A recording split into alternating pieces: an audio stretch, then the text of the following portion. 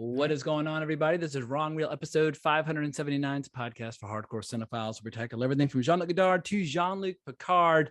And today we're going into the world of Australian cinema with my dear friend, Paul Murphy, an editor who happens to be an Aussie. And he's going to give us all the inside scoop on what is a genuine, I don't know if it's a cult classic, but like a children's adventure classic, BMX Bandits. But BMX Bandits is almost, I feel like it's like the Goonies of Australia. But At any rate, welcome back to Wrong Reel / Geeking with James Hancock, since I'm going to be posting this on both platforms. It's good to be back on both platforms. Absolutely. Well, catch people up. If this is the first time people have heard you on either the podcast or the first time they're seeing you live or in person, just who is Paul Murphy, and bring people up to speed on your editing work, your filmmaking, your podcasting, all that good stuff.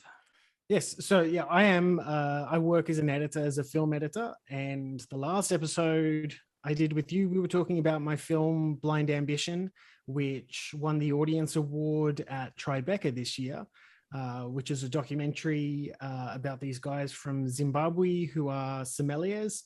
I was lucky enough to just recently see that film at the Sydney Film Festival, where it also won the Audience Award. And that was the first time I'd seen it with an audience at all. It was an amazing experience, actually. It's crazy to have not watched a film that you edited for like a year and then suddenly watch it with a room full of people. That was crazy. But outside of that, you know, I like to dabble in all sorts of things. I have podcasts that I'm working on. I have an editing tutorial YouTube channel that's called the Premiere Pro. And I also like to regularly work with friend of the podcast, Kevin Ma, who has a show coming out that will probably be out by the time this is out. Right? Yeah, I'm going to get this up immediately, and his show is this Thursday, and I'm going to be there. I've got a front row seat. Yeah, which is why if you can see like rings under my eyes or anything, it's because I've been working crazy on something. Oh, nice. Show. Very cool. Well, people don't know what we're talking about. We're talking about Kevin Geeks Out, and he does basically like it's like a multimedia comedy variety show where he has speakers come in and they'll talk about a certain topic. That's how I first met you. You were doing an hysterical presentation about porn parodies where you swapped out Bane's voice for the voice from the actual Dark Knight Rises film. I was like, all right, I love this guy. Wherever he wants to go, I will follow. And so we even did an episode on Wrong Reel about porn parodies after the fact. It's good times. But anyway, those shows are always a blast, and I haven't seen one in a while, so I'm very looking forward to checking out. I'm jealous that I can't be there, but I will be there in content. I will be providing content for the evening. Fantastic. Well, just as a way of kind of easing into this conversation, my knowledge of Australian cinema is largely limited to the fantastic documentary by Mark Hartley called Not Quite Hollywood, where he basically tackles the early 70s through about the mid-late 80s, mostly in the context of a lot of the exploitation films, genre films, and just wild, uninhibited shit that was coming out of Australia at the time, which is all kind of like part of the backdrop of movies like My Brilliant Career and Breaking Morant and all the more kind of dignified art house classics that were coming out of Australia at that time. But just as for people who might be, I guess, taking the first baby steps into Australian cinema, where was the Australian film industry at the time BMX Bandits was made? Like, where was Brian Trenchard-Smith in his career? Where was Nicole Kidman in her career? Just kind of set the stage for where the culture was. I mean, what you're basically looking at is the 70s through to the end of the 80s in Australian cinema. It's kind of like the same environment that David Cronenberg grew up in, which was that there was like a lot of money. And some of that money was funded through the Australian government, but a lot of it was also because you could get a lot of tax breaks if you invested in film back then. So, you know, basically people were just throwing money into stuff just so they could fix up their taxes at the end of the year. And what that really spurned on was a lot of exploitation cinema. So Brian Trenchard-Smith being the peak of that, really. He had done, so just before BMX Bandits, which I should say up front is a kid's film, and it's nothing more than a kid's film. Prior to that, he'd done some pretty amazing exploitation with The Man from Hong Kong. He'd also done Turkey Shoot, which is amazing. And at the same time, you had people like Peter Weir, was really breaking in the industry locally and starting to move out to Hollywood. You also had Philip Noyce. Philip Noyce would go on to do Like Dead what were the Calm. original Jack Ryans? Well, he would do Oh, and Dead also Calm, Patriot Games. absolutely. Yeah, did he Patriot Yeah, Games? Patriot game. He did both of the Patriot games. So you had, and George Miller was exploding with Mad Max. It was, I would say, like, we still to this day look back on that 70s, 80s crossover as being the best time to be making films in Australia before the tax breaks ended and the government funding took over. And that sort of dried up a lot of the, I would say, like a lot of the risk and a lot of the creativity in the industry. And it's just been like a slow decline ever since. That's a horrible thing to say about my own industry, but I feel like we don't celebrate and we don't make people like Brian Trenchard-Smith anymore. And I also do think Brian Trenchard-Smith was just one of those amazing directors. He's pretty much, I would say, like Australia's John Carpenter, let's say. If he had have been in America instead of Australia, I think he would have been much, much bigger and eventually took on bigger and bigger budgets. But I would say because he started off in Australia, it was probably already an uphill battle for him. Yeah, I started watching some of his really early stuff, and I found out that Alamo Drafthouse has a streaming service. I just found this out, and a lot of his really early movies are there. And one that I'd only heard of for years, but it's called The Kung Fu Killers, which is almost like a special TV documentary about the Hong Kong film industry at the time. And he sends Grant Page to Hong Kong almost to kind of do a travelogue where he's interviewing different coordinators and stunt people and movie stars, but also like he'll go to brothels and things like it's just Grant Page. He's like this insane, indestructible stuntman who did a million movies, including Mad Max.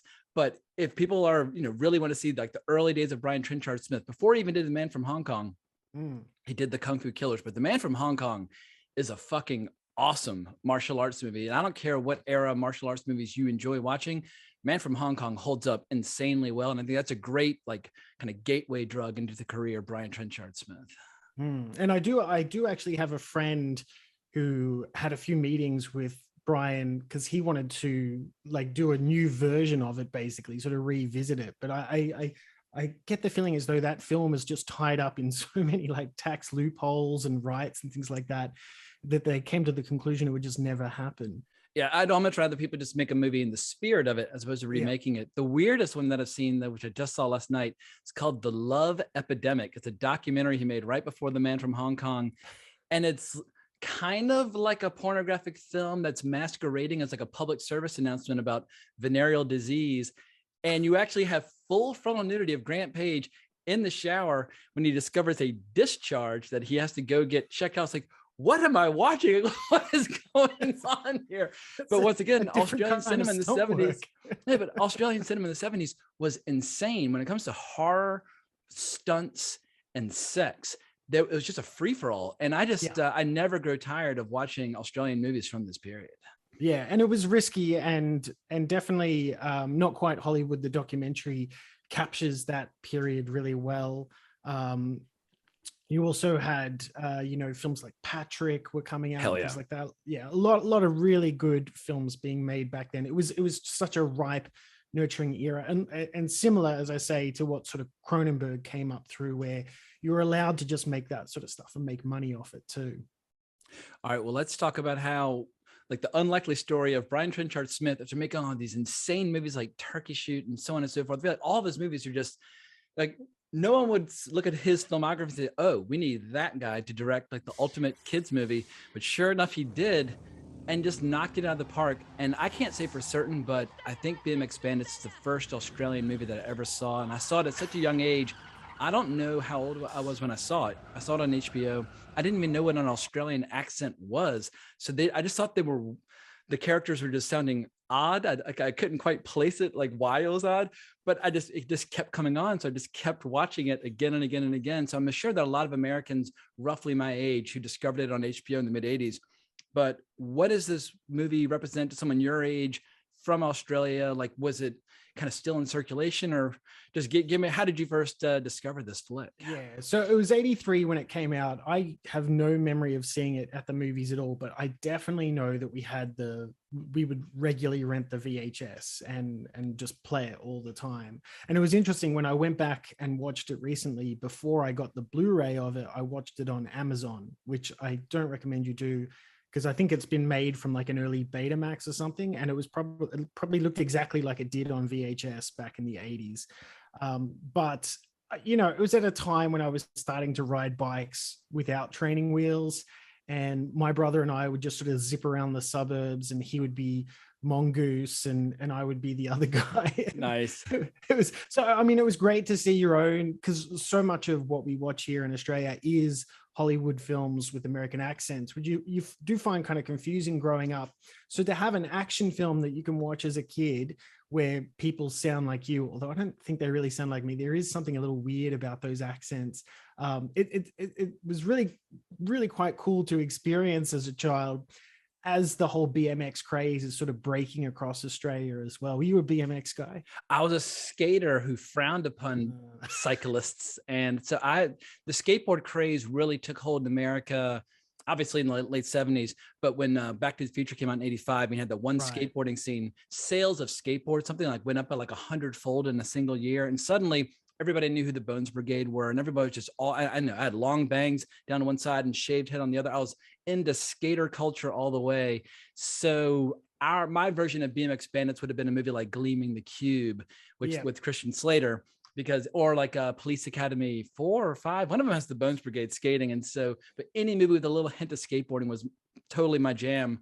But I could totally appreciate what's going on with the freestyle aspects of BMX Bandits, because it seems like this is at a time where BMX racers are transitioning from just racing around dirt tracks to doing tricks like a freestyle skater like Rodney Mullins. And so that aspect I really responded to as well. Yeah. And then that definitely had an impact on me, where you would not only go out riding with your friends, but you would go out riding with your friends and try and do those tricks. We would never do anything that crazy, but it's kind of funny that the release of the film coincided. I don't know which came first, but it coincided with some really strict helmet laws in Australia. And we all had to wear these things that we don't have anymore that were called stack hats. I don't know if they had them in America at all, but stack hats, you kind of look like you're wearing, you know, that the helmet with the visor that Luke is wearing in episode 4. Oh, when he's dueling the little floating thing.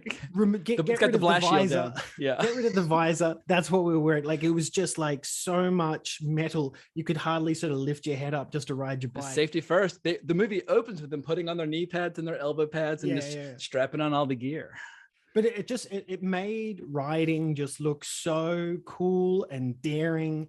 And, you know, I think some of the earliest shots, like they're shooting through a perspex, looking up at the bikes, riding over the top of the perspex. It's just so cool. And like they're using rigs on the back of the bikes as well. So you're seeing pedals, you know, coming right up to is the a camera. technique that Brian Trenchard-Smith had already used a ton on cars in earlier movies. He loved putting rigs on cars because it's incredibly immersive. Whether you're talking BMX bikes or a car jumping off a cliff, it puts you right there in the shot. It makes you feel it. So Brian Trenchard-Smith, there was a masterstroke getting him on board, because he has an incredible eye, with the help obviously of DP John Seal. But while nothing in his career would have suggested he'd be great at a kid's movie, he knows how to shoot the hell out of action, and he knows how to have a beautifully composed shot. And he chose to shoot the whole thing in CinemaScope. And because they didn't have a whole lot of money, he's like, well, let's go to the most physically beautiful spot we can see and just get a lot of free production value just by these incredible vistas of all these beaches and all the water and everything. And just, is it Sydney, or where the hell is it? Where does this take place? Apparently the script was originally written for Melbourne. Melbourne is nowhere near as interesting and beautiful to look at as Sydney. And it was Trenchard-Smith who decided to move the whole thing to Sydney. He shot around Manly, which is actually North Sydney. New South Wales. I think that like there are maybe two studio locations in the entire film, and everything else is shot outside. I think it's just like the police station and I think like the boathouse are all studio locations. Everything else is shot outside, and it's just like you just get this beautiful production value from like these beautiful shots of Sydney, basically Sydney Harbour. It looks amazing, and it's the reason why the film still feels like like just visually so rich. And I guess, you know, this is always the problem that I have with Goonies. When I go back to Goonies, I love Goonies. I haven't watched it in decades. I saw it 1,000 times as a 10-year-old. Yeah. And I'm just decided to leave it alone because I know my memories are always going to be more intense than any sort of, I guess, unless I was going to try to expose it to like one of my nieces or nephews, but some movies are just better left in your past. And that's the way I feel about Goonies, because I got the whole movie memorized anyway. But Tarantino was showing BMX Bandits at some sort of festival in Austin, and he got a lot of boos from the crowd when he said that BMX Bandits is the better movie, and people lost their shit. I don't know if it's the fairest comparison. I definitely think that BMX Bandits looks amazing, and you look at it now and you're sort of like, I can't believe they invested that much effort into making a kids film, because it looks so good, and it looks like an exploitation film the way they filmed some of the action too. Goonies, I love the way the kids talk. It's much more natural, but there's a point, like Goonies actually starts quite dark. There's a point where they're suddenly just shooting in a studio for the rest of Goonies, and you really feel that. You kind of feel like you're being led through like a theme park ride or something. BMX Bandits does not feel like that. Like everything is on location and feels very real in the way that they're shooting it. Yeah, I'd argue the very best scene in the movie is the very last scene when they finally get their racing track. What it reminds me of watching now is like these like old 1930s musicals with like Mickey Rooney and Judy Garland, where all they were trying to do is like put on a show where they could raise enough money to do something, some sort of noble deed. And the same thing here. Like you have this wild kind of convoluted plot with all these criminals who are trying to reclaim their walkie-talkies, but in the end it's all about just creating this dirt track where you get to see the three central characters race, and it's just fucking awesome. You know, the theme song blasting.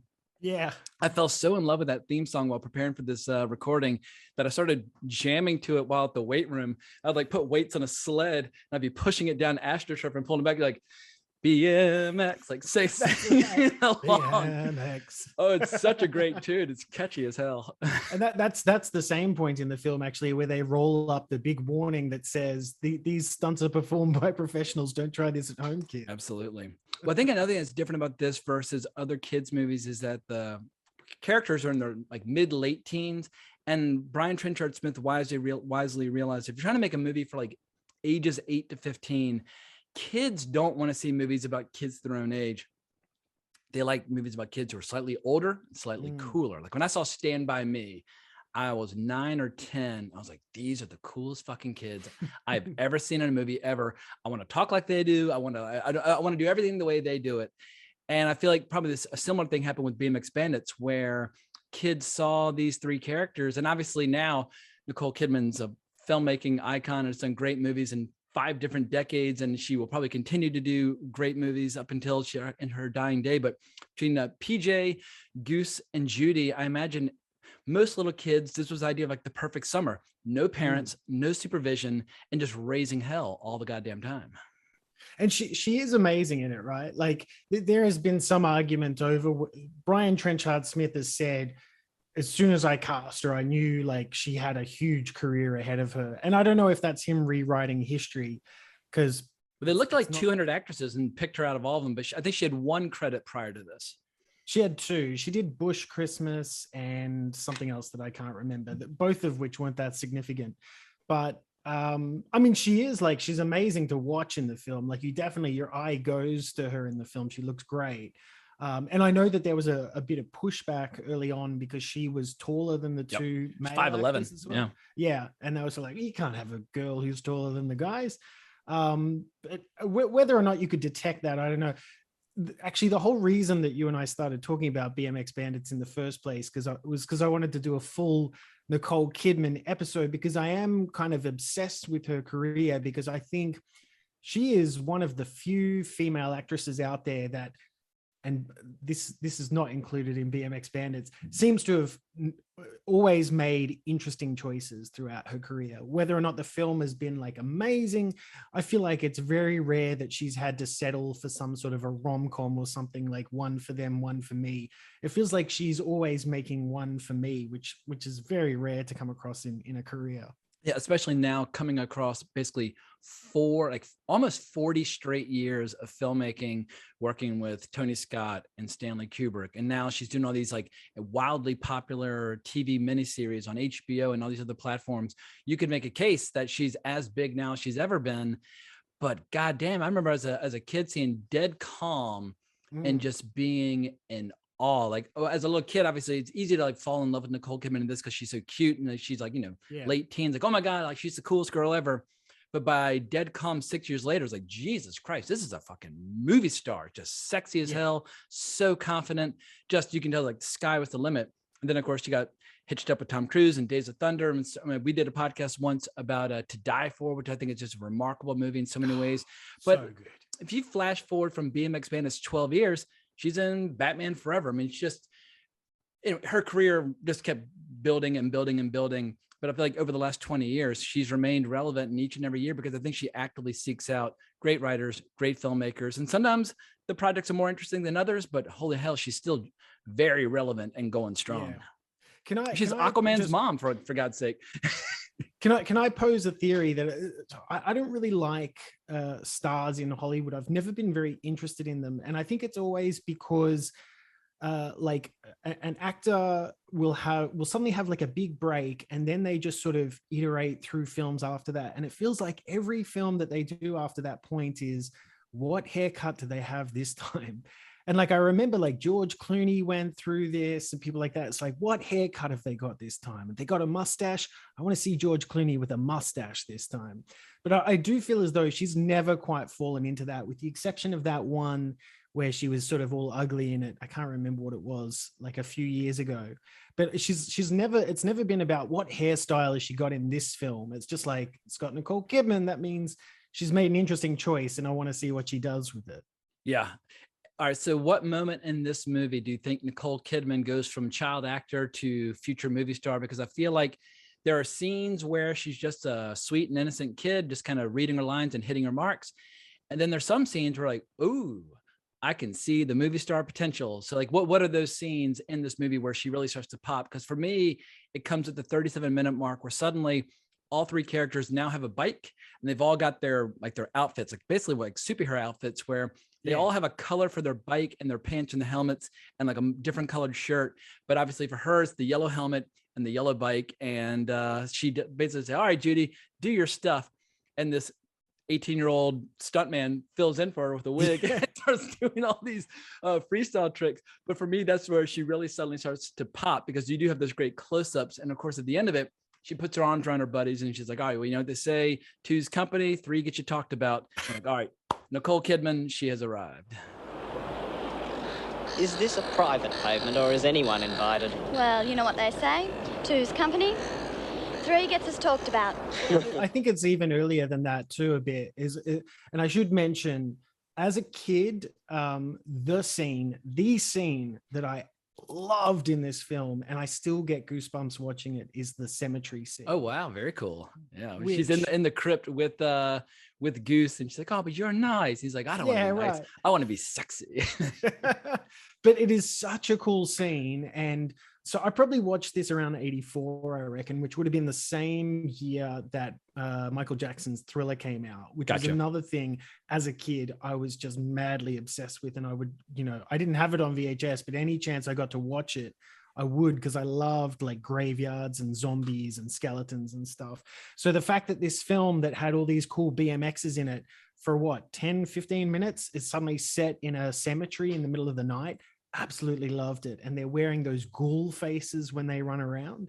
That's really cool. And then to see her fall into that grave and have that lovely speech where she says, "I'm not into you," it's such a cool moment for her character. I mean, Goose is funny, but PJ's the stud, and so you're not going to be able to compete with that guy. You can just tell from the moment you lays eyes on him, this guy's going to get more action than his buddy, even if they are roughly equivalent in terms of their skill on the bikes. Incidentally, I did end up living very close to that cemetery in Sydney, which is Waverley Cemetery. And it now detracts from watching that scene, because I know the cemetery so well, to be able to see it and know where they are. It's lost the mystery. It has. It used to just look like a mess of graves to me, but now I know it's actually quite a beautiful cemetery that's overlooking the ocean.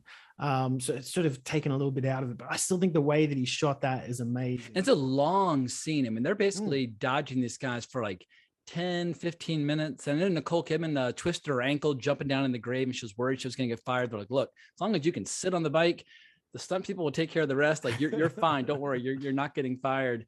But this movie has a bunch of other cool cast members. Like for people who don't know who David Argue is, like for what does he represent to Australian cinema? Yeah, I don't know him that well other than Gallipoli, and I do know that he's meant to be a little crazy too. And I think those weird dance moves on the front of the boat with the big Frank Frazetta painting. And he did those stunts himself too, where like they ride the boat off quickly and he like crashes into the crates and stuff. He's doing all of that himself. But I think he is like meant to be a little bit of a loose cannon in real life. And he's got the weird high-pitched voice that he screams with, and it's like, this guy's kind of half mad, but he introduces almost like a little like Three Stooges energy into the movie that I find to be delightful, because obviously this movie is meant to be very unthreatening, and so the only way you can do that is if you have all these crooks basically become clowns and buffoons. Yes. Like they are as ineffectual as bad guys can get. You're never worried about any of these kids getting hurt or like their fingers chopped off or shot or whatever. And the one time they try to actually whip out some guns, Nicole Kidman quickly, like, throws down the trunk and throws the keys away. It's a very hard, you can show this movie to 5-year-olds and they're going to have a fine time. But David Argue, he kind of threads that needle between being a threat, but at the same time, just this kind of lovable buffoon from start to finish. Who always wants to rise. Who always wants to drive. Always wants to drive. Yeah. He can't drive. Brian Trenchard-Smith has come out and said that he regretted some of the sort of violence, like the people holding guns and shooting guns. And there's a bank robbery at the beginning where they're threatening the civilians with guns and that sort of thing. Yeah. Which, I loved that as a kid. Yeah. I'm sort of like, oh my God, this film is serious. I love that. And it kind of makes the lighter moments work as well. Whereas I think if everything was sort of slapstick comedy, it wouldn't have worked for me as much as a kid. I probably would have shrugged it off. But that was the same with Goonies. You felt as though that the criminals in Goonies, even though they were bumbling, were quite a threat. And I do think that helps in this film. Yeah, there's a scene in Goonies where they're like gonna put a Chunk's hand on a blender. Oh shit. Yeah. It's gonna get aggressive. Well, speaking of the bad guys, you got Brian Marshall in there as the boss. And Brian Marshall, he's in some cool flicks prior to this. He's in Long Good Friday, one of the best gangster movies ever to come out of the UK. And he's got a part in Spy Who Loved Me, which of course gave him immediate street cred with all the kids that were working on this. Like, you worked on a James Bond movie? Holy fucking shit. And there are a few other British actors in there. And I think the plan was that by seeding a few British actors in there, it was going to help it play in the UK. UK was exploding with BMX craze at the time as well. And in the end, the film opened well here, opened well in the UK, just didn't open well in the US. Yeah, it died in the US. I was watching some of the documentary stuff on the Blu-ray, and they're saying how when they opened it in Australia, they opened it on a record 50 screens at that time, played it a couple of weeks, was making money. They took it overseas, and in Japan and in the UK, they loved it. And then in America, they had a strange distribution strategy where I think they started it in Utah or Nevada, but they started in some state out west and tried to do a slow rollout. Problem is with a slow rollout strategy, if it doesn't take off immediately, well, then the rest of the bookings get canceled. And so once again, I discovered this on HBO where they just kept playing it over and over and over again. I guess like, wow, we paid for this thing. Let's play it. But somebody must have been watching it. Otherwise, HBO would have, scaled back. It was probably a film that was well suited to just being played on HBO as well. Something that you just discover, rather than you go out to see. But I could see it playing big in the US had it have, gotten a better release, I think. Yeah. And I know so little about like BMX culture, and like I know now it's like a big part of like X Games and that sort of thing, but I just don't know my BMX kind of competitive history to know to what extent you could kind of bank on or count on all the BMX fans out there wanting to see it. But the title, it's fucking awesome. Like the kids aren't bandits, but it's a great title. Anytime you have a little like alliteration, it's like almost like in Marvel Comics where it's like Reed Richards and Peter Parker, or Bruce Banner, like the double B, BMX Bandits, just gives it some great alliterative qualities. And I feel like, if a movie's going to work, first and foremost, you need a dynamite title, and BMX Bandits is perfect. Absolutely. One thing I like is how they basically turn all the kids into superheroes with like the swoosh sounds. Like anytime the bikes go by or they jump something or they fall, it's always like shoo, shoo, shoo. But it's almost like you feel like these kids have like almost like magical powers as they're zipping around, and they're totally incapable of getting hurt in any way. And at one point there's this great line where David Argy says, how we haven't hit them by now is a wonder to me. And it's just absolutely hysterical because it's almost like they're making fun of the fact that these kids are going to be fine when the credits roll. Yeah, I mean the stunts on camera. I mean, you got to say that's like that's the big draw of the film, right? Is all of those stunts just and the way that they're shot is amazing. With the opening scene with the camera like going up through the glasses, like testing the pedals and like putting on their pads, and they're getting ready to go. It's totally badass. And I know people do like homage videos to this day where they recreate the scene, and then it's just Goose and PJ just doing their tricks, just chilling, just rolling into town, like standing on the seats. And I don't know which tricks are tougher than others, but to someone who just rides city bikes around New York, I'm like, all right, I'm impressed. Yeah, and like it's no surprise that BMX bikes would become a mainstay in Australia for the next 10 years after that. I would actually say that skateboards took a long time to make their way here into Australia because of that film, that just most kids would get around that way, that it was the coolest way to ride around. I'm sure it had a big part to do with that. But what's interesting is how this movie manages to be very wholesome without feeling like schmaltzy. And I feel like that's tough to do. Sometimes when movies try to be wholesome or like positive or whatever the case might be, they drift into this kind of horribly like sentimental terrain, which makes you just want to vomit. And there's something about this movie that just feels innocent. Like none of the kids are drinking beer. None of the kids are really, I mean, they're thieves, kind of like low-level criminals, but it all just feels like a great adventure. And I don't know how they managed to strike that tone so well, but I usually kind of like, pinch my nose and turn aside in disgust at most kids' adventure movies, but somehow this movie just works. I've seen it many, many times now, even as an adult. And I still just kind of like find myself bobbing my head and tapping my foot and just getting into it each and every single time. I think it is because really the film is just one long chase sequence, right? And that helps. I feel like if they had have made the film today, they'd have a scene where Nicole's character comes home and her dad is telling her that she's got to, start getting better marks in class or something. Like they'd try and give backstories to everybody, but it's like, no. Just keep the criminals running after the kids. Yeah. They have no kids art, riding their bikes. They have no narrative. All that matters is they need money to repair their bikes and get Nicole her first, and they need money to create a track so that they won't get hassled by cops anymore. That's the arc. That's all it is. They're just defined. Doesn't make any by sense. action. None of it makes any sense. But it all leads up to like a massive scene at the end where there's all of these BMX bikes racing down the road to try and get the bad guys. They've got flour that they're throwing at them and stuff. It's like you flour versus baseball bats. Yeah. Well, I love the little tiny bits of references in the movie to Australian cinema at that time. There's a great bit early on where they're like walking around by candlelight, and Goose is just, he can't stop talking about these horror movies that he's into. And he says something, he's like, this reminds me of this really good movie I saw at the drive-in once, Kiss the Blood of My Carburetor. It was a horror road movie. And she just says, aren't they all? This reminds me of this really good movie I saw at the drive-in once, Kiss the Blood Off My Carburetor. It was a horror road movie. Aren't they all? And it's just like a great little throwaway line, but the fact that Australia was making a lot of horror road movies at that time that kids were just going nuts for.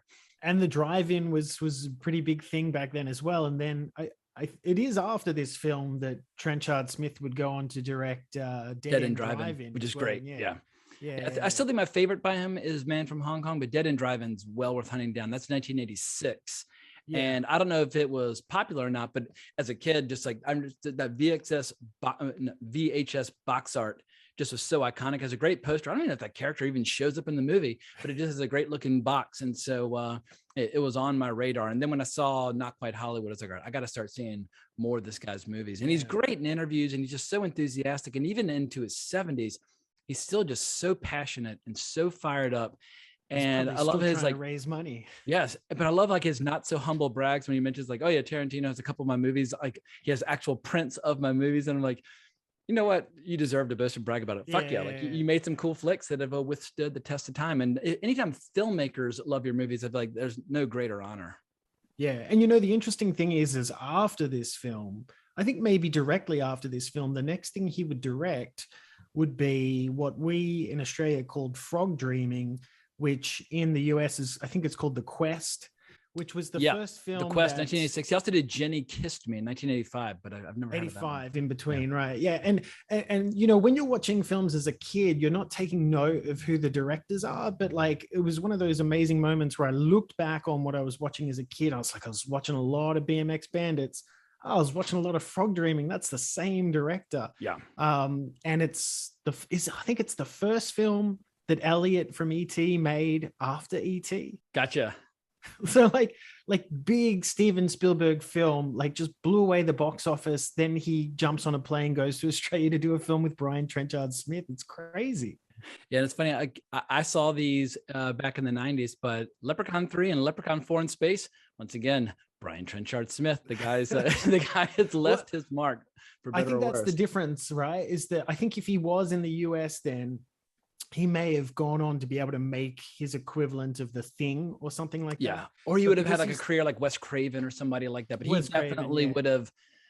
I think he would have found more opportunities, but I kind of like the fact that he didn't sell out and go to Hollywood, because otherwise we wouldn't have this great 70s era where he's doing stunt rock and all these crazy fucking movies like Stunt Rock and the Death Cheat. Was it Death Cheat? Yeah, Death Cheaters. Yeah. He just he has a vintage exploitation career, like minus, instead of like, it's almost like Russ Meyer, where he was all in on the nudity, but with Brian Trenchard-Smith, he's all about stunts. He had that great line where he said, and he said it in the doc, he says, "If in doubt, blow it up, or at least set fire to it," which I think is a great attitude for a low budget filmmaker. If in doubt, blow it up, or at least set fire to it. And you're going to generate some crazy explosion for a kid's film too. Like it just goes up and up and up. It's insane. Absolutely.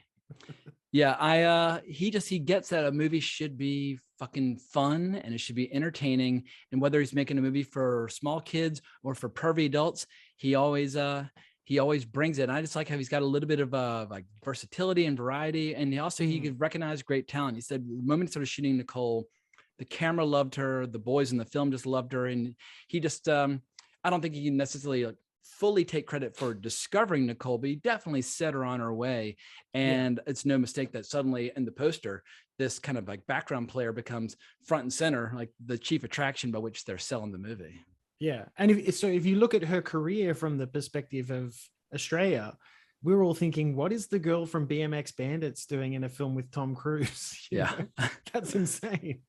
Yeah, I mean, after this, it takes her a couple of years to really pop. I mean, for people who want to kind of see some of her more adult stuff, The Wind Riders, or is it just Wind Rider? Yeah, Wind Rider from 1986. Suddenly it's like, whoa. Well, suddenly with Wind Rider, she's no longer like a young woman anymore. She's an adult. She's doing nude scenes. You're like, holy cow, this is something a little more aggressive. But yeah, from Dead Calm on, then suddenly you're in Days of Thunder, you're in Billy Bathgate, Far and Away, To Die For, Batman Forever, Portrait of a Lady, Peacemaker. I feel like in the late 90s, suddenly it was like, she's just a massive movie star. But in recent years, stuff that I've enjoyed, like I liked, what was it? The Undoing. She was good in it.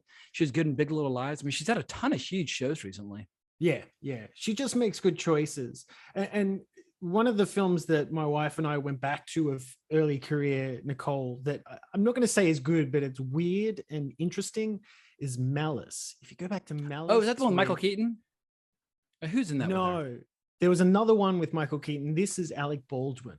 Gotcha.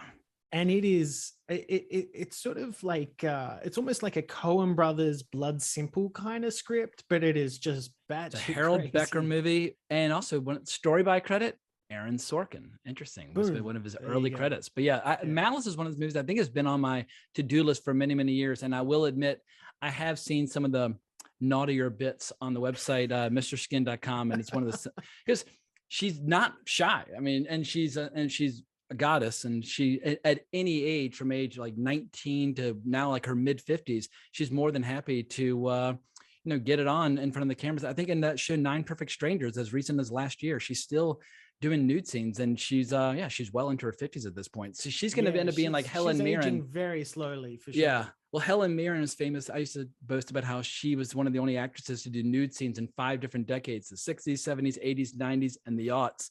And Nicole has done nude scenes in the 80s, 90s, aughts, teens, and now the early 20s. So she's right up with Helen Mirren. If she does it for one more decade, she will have Helen Mirren defeated on that front. I guess that's probably an inappropriate line of thought for when in the conversation regarding a children's adventure movie. But in my defense, I fell in love with Nicole as a young child when it would have been age appropriate to have a crush on an older actress. Yeah, absolutely. Yeah. And did you hear that I only found one or two articles about this, but back in 2016, they were planning to shoot the sequel to this.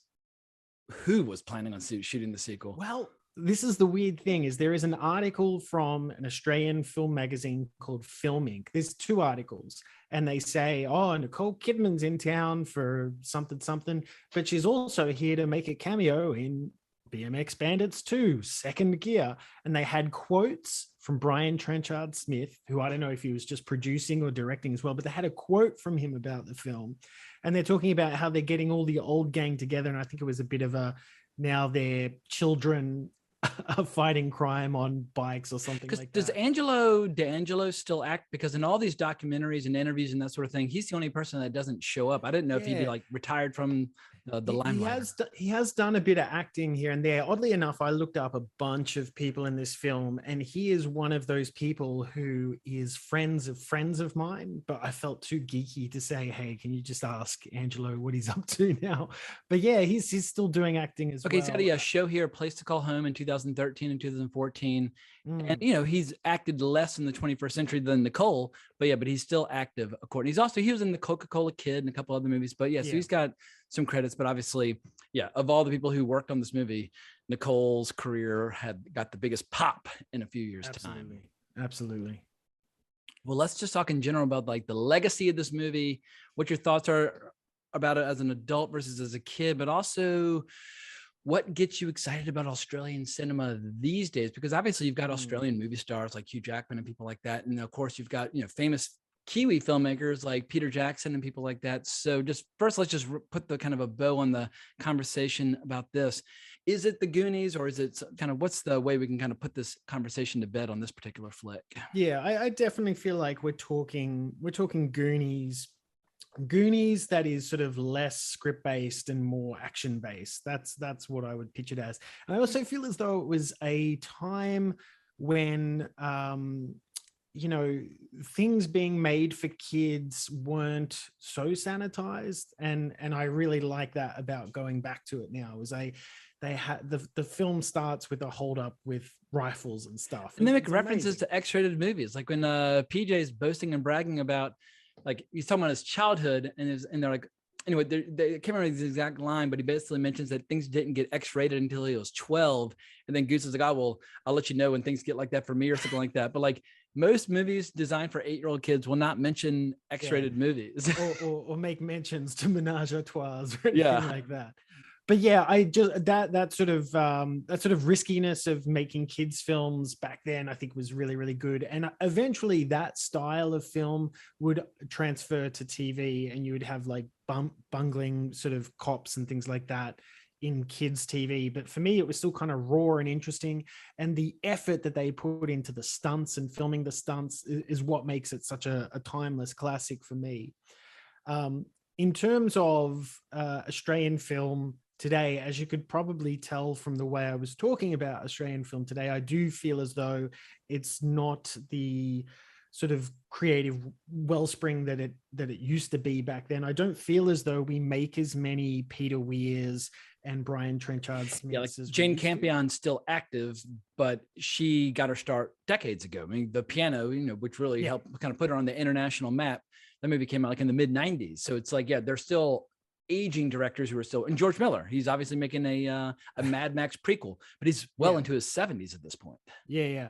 So I struggle to sort of think of some of my favorite Australian films of the last 10 years, let's say, but probably like 20 years ago, a film. What was the Western that came out a year or so ago? It was a cool Western, like I think it was a Ned Kelly, The True History of the Kelly Gang, which came out in 2019. That's what I'm talking about. Yeah, so I didn't. I think I might have even reviewed it, but because I'm getting senile, I can't remember. But it had Charlie Hunnam and Russell Crowe and George McKay and a bunch of big actors in it. But yeah, that came out in 2019, and it definitely is now. It's available on Amazon and Hulu and all these other I'll have to platforms. check But it out. I feel as though Ned Kelly is like one of those stories that remains to not be told well, and it's such an interesting Australian story that I would like to see it told better. The film that's had its 20th anniversary, and I went to the cinema to see it just recently, just a couple of weeks ago, was Eric Bana in Chopper. oh, it's a killer flick. I really enjoyed Chopper. Yeah, but this is the first time I had watched it in probably 20 years. And I realized that at the time that I was watching it in the context of Tarantino and Guy Ritchie and things like that. And I just thought this was like an Australian crime film that was building off that. But now I realize that they were doing something very, very different there. And that is such a cold, dark, meandering film. Didn't he even get his nickname because they're like biting people's toes off with their fingers off or something like that? No, he got his nickname because he wanted to get transferred out of prison to another prison because he thought there were people in there who wanted to kill him. And to do that, he got a guy to cut his ears off. Nice. Well, he has totally vindicated your early enthusiasm because he also went on to make, I think, a strong contender for the best Western of the 21st century, The Assassination of Jesse James by the coward Robert Ford. Yeah, Andrew Dominic, he's a damn good filmmaker. So yeah, he started strong with Chopper. His other one? I have not yet seen Killing Them Softly, which I hear is damn good, but he's got two movies that are announced, War Party and Sterlinger, and he's in post-production on a documentary called This Much I Know to Be True.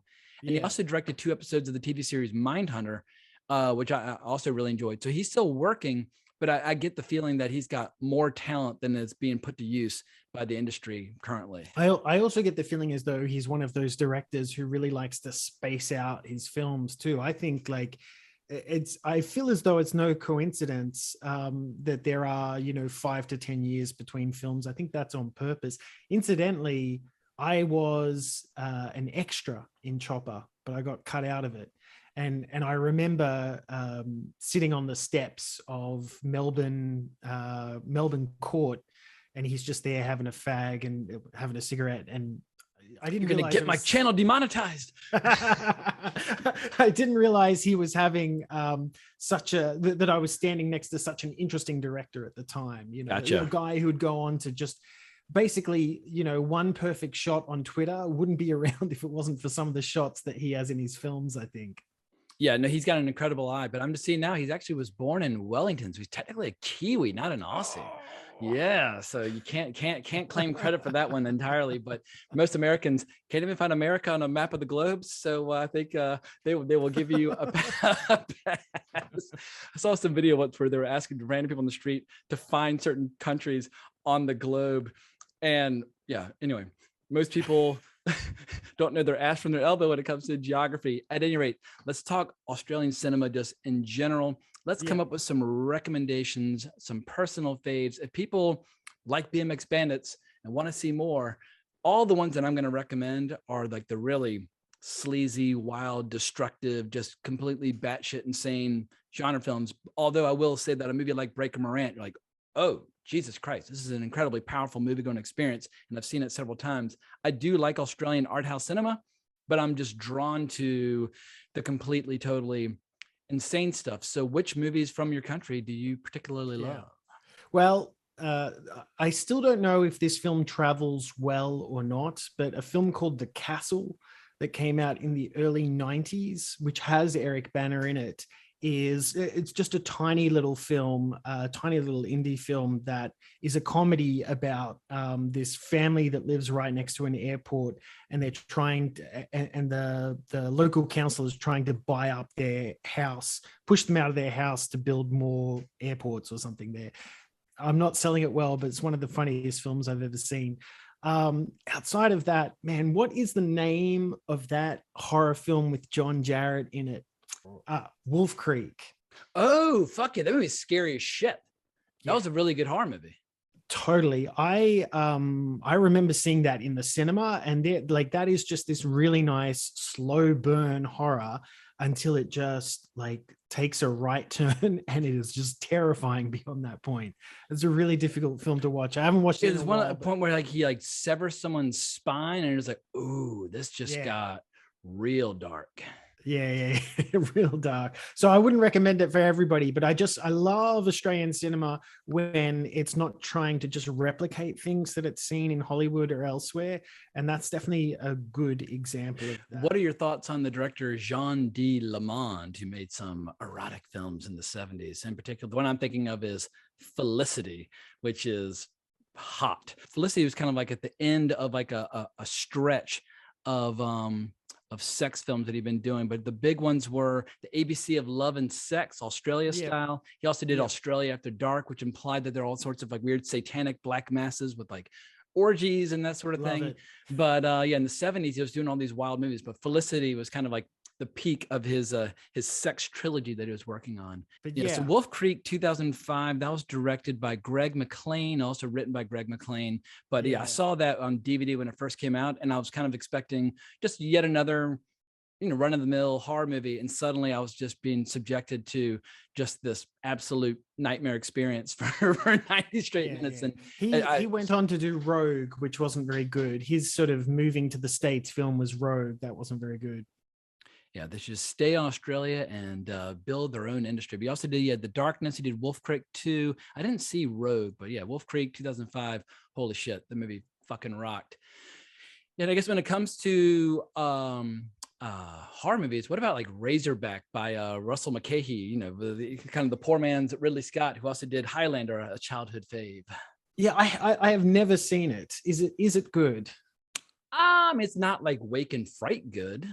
Okay. But it's fun. I mean, it's a giant razorback on the loose. It's like Jaws, but with a giant pig just raising holy hell. And if you want to see the movie that Russell McKay did before Highlander, check out Razorback. Yeah, Russell McKay. Maybe that's a podcast we should do at some point, because he's had a pretty amazing career, not just in terms of the many different films that he did, but also the music videos that he did are pretty amazing too. So what's the best Mad Max movie? So I actually find the first Mad Max kind of slow, to be honest. Is that controversial to say? We're talking about your country at this point, so I would defer to your point of view.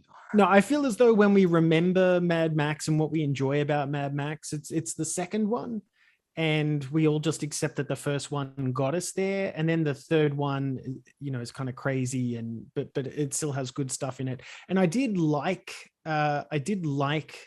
Fury Road, but I did feel as though like there's a point at about 50 minutes into the film where it just stops and they start talking about stuff, and I get really bored with it.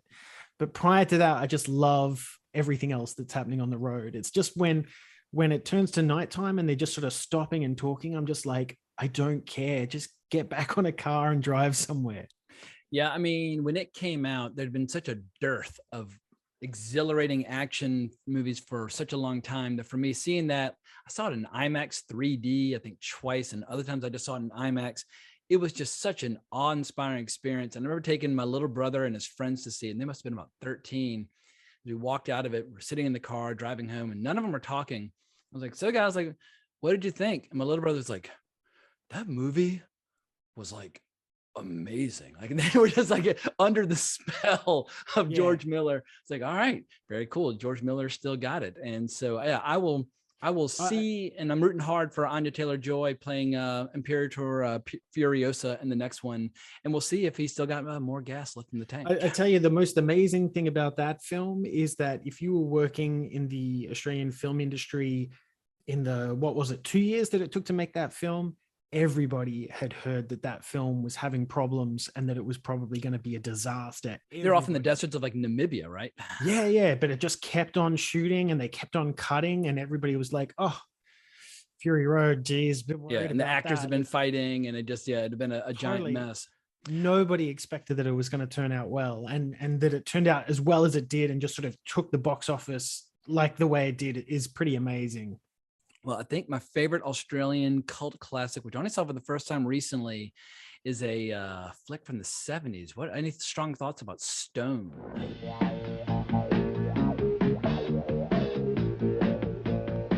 Stone is a trip.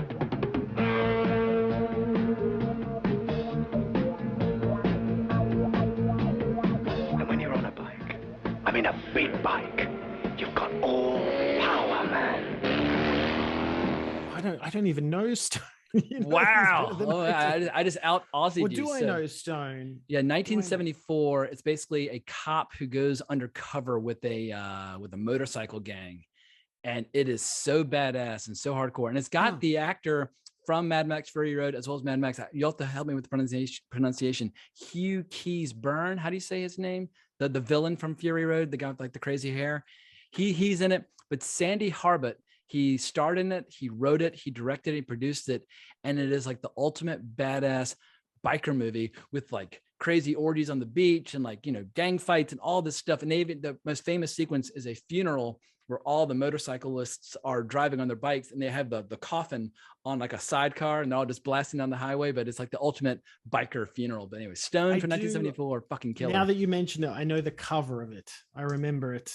But I've never seen it before. Well, they kept talking about it in Not Quite Hollywood. So I was like, you know what? I'm hunting this fucker down. And it delivered many times over. So yeah, I absolutely loved it.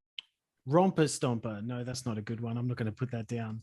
Yeah, I mean, it gave us Russell Crowe, but for me, my introduction to Russell Crowe came with LA Confidential, where he played Bud White, and he was just a force in nature and a total hurricane. Actually, but I'm wrong. I had also seen him in The Quick and the Dead, the Sam Raimi movie prior to that, but he didn't make as big of an impact. But suddenly in LA Confidential, I was like, all right, this guy, he's gonna do great things. The best early Russell Crowe film, I think it even predated Romper Stomper, or maybe I'm wrong on that, is Proof, directed by Jocelyn Moorhouse, and it also has what's his name from The Matrix in it. What's his name from The Matrix? Oh, the guy's like Mr. Anderson, and there's also Elrond in the Lord of the Rings films. That's Hugo Weaving. Hugo Weaving. It's got Hugo Weaving in it. Proof. That's a really good early Russell Crowe.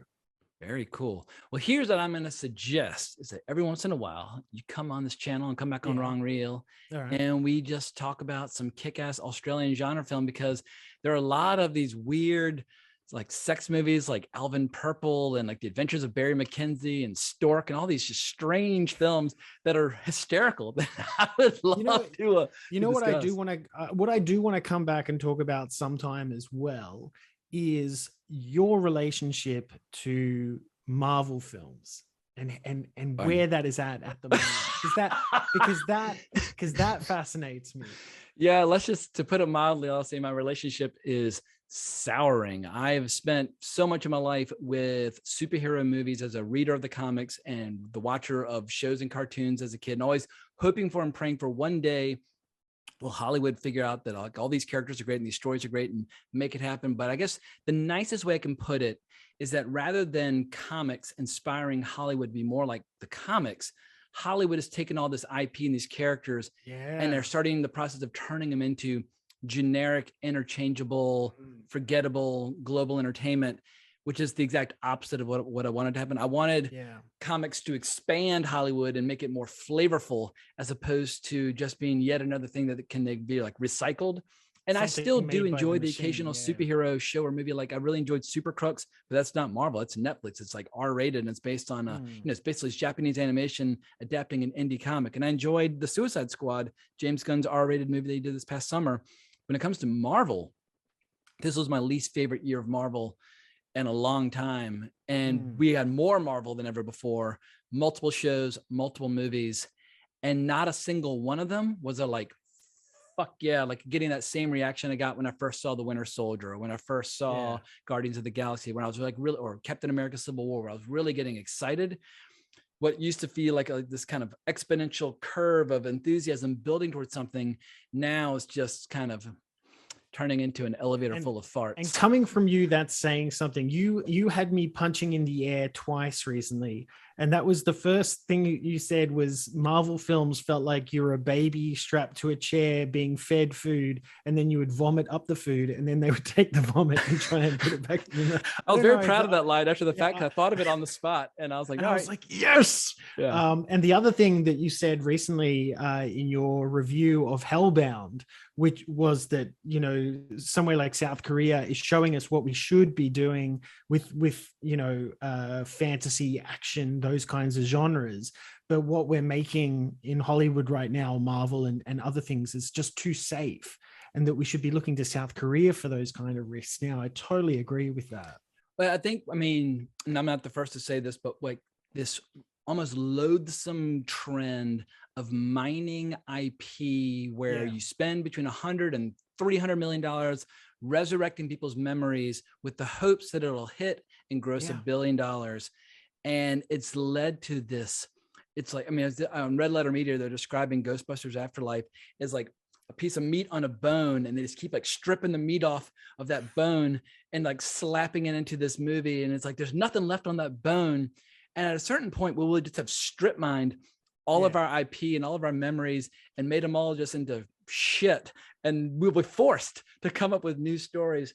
But the budgets have to come down, because if you're risking the GDP of a small nation, then clearly you're going to be more risk averse. And when you look back at the 80s, Terminator, they made it for a couple $1 million. Predator, not that much bigger. RoboCop, not that much bigger. You could take a chance on all these new intellectual property because they weren't risking like these vast sums of money. So it's like, forget about opening in China, forget about all this crap.